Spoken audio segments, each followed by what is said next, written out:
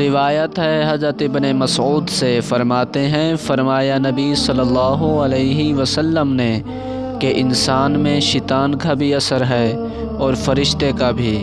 شیطان کا اثر تو مصیبت سے ڈرانا اور حق کا جھٹلانا ہے، لیکن فرشتے کا اثر خیر کا وعدہ کرنا اور حق کی تصدیق کرنا ہے۔ جو یہ آخری بات محسوس کرے وہ جان لے کہ یہ رب کی طرف سے ہے، خدا کا شکر کرے، اور جو وہ دوسری چیز محسوس کرے وہ مردود شیطان سے اللہ کی پناہ مانگے۔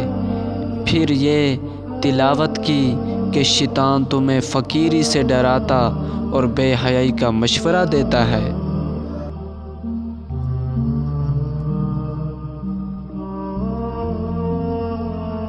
روایت ہے حضرت قاسم ابن محمد سے کہ ان سے کسی شخص نے پوچھا، عرض کیا، میں اپنی نماز میں وہم کیا کرتا ہوں اور یہ واردات مجھ پر بہت ہوتی رہتی ہے۔ فرمایا، اپنی نماز پڑھ گزرو،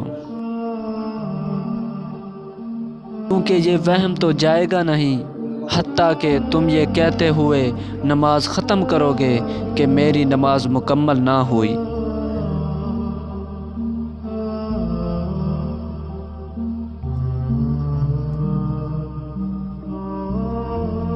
روایت ہے حضرت ابو ہریرہ رضی اللہ تعالی عنہ سے، وہ نبی صلی اللہ علیہ وسلم سے روایت کرتے ہیں، فرمایا، لوگ پوچھ گچھ کرتے رہیں گے حتیٰ کہ یہ کہا جائے گا کہ مخلوق کو خدا نے پیدا کیا تو خدا کو کس نے پیدا کیا؟ جب یہ کہیں تو تم کہہ دینا، اللہ ایک ہے، بے نیاز ہے، نہ جنا گیا اور نہ کوئی اس کے برابر کا۔